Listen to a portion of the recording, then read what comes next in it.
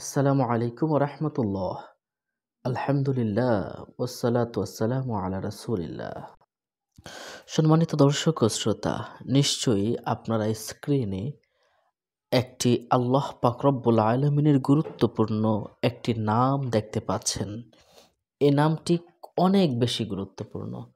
আপনি যদি গোপন কথা জানতে চান, অত্যাচারীর কবল থেকে মুক্তি পেতে চান, যাবতীয় খারাপ দুশ্চিন্তা চিন্তাভাবনা দূর করতে চান, নফসের কুনফসকে নিয়ন্ত্রণ করতে চান, হিংস্র জন্তু পশু পাখির আক্রমণ থেকে রক্ষা পেতে চান, পরীক্ষায় ভালো রেজাল্ট করতে চান অথবা সার্বিক উন্নতি করতে চান, তাদের জন্য এই নামটি ইয়া খবিরু, ইয়া খবিরু।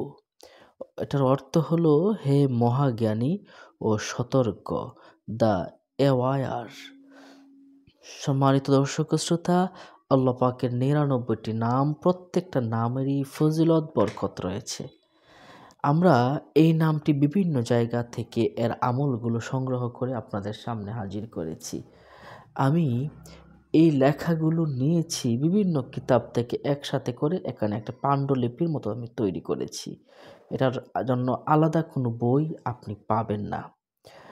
সম্মানিত দর্শক ও শ্রোতা, তাহলে আসুন আমরা ১ নাম্বার আমলের কথা জেনে নেই।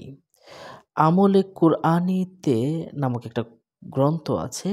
আশরাফ আলী থানবী রহমতুল্লাহি আলাইহি লিখেন, এই ইসিম ইয়া খবিরু যদি ৭ দিন বেশি পরিমাণে পড়ে, অনেক গুপ্ত কথা তার কাছে প্রকাশিত হয়ে থাকে এবং অত্যাচারীর কবলে পতিত হলে মুক্তি লাভ হয়। সুবহানাল্লাহি ওয়া বিহামদিহি, সুবহানাল্লাহিল আযীম। সম্মানিত দর্শক ও শ্রোতা, দেখুন ২ নম্বর আমলের কথাটা আমরা একটু জেনে নেই। সবসময় নিয়মিতভাবে ইসিমটি জিকির করলে তার যাবতীয় খারাপ চিন্তা ভাবনা দূর হয়।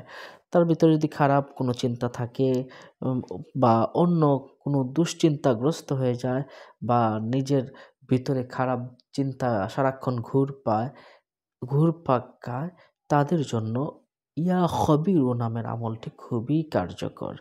দেখুন, এই আমলটা জানলে অবশ্যই আরও বেশি উপকৃত হবেন।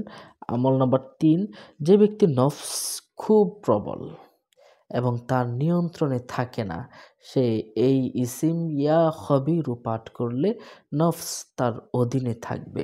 আর নফস যদি অধীনে থাকে, তাহলে পাপ কাজ জড়িত হতে পারে না। পাপ কাজ থেকে ওই ব্যক্তি উম বিরত থাকবে ইনশাআল্লাহ।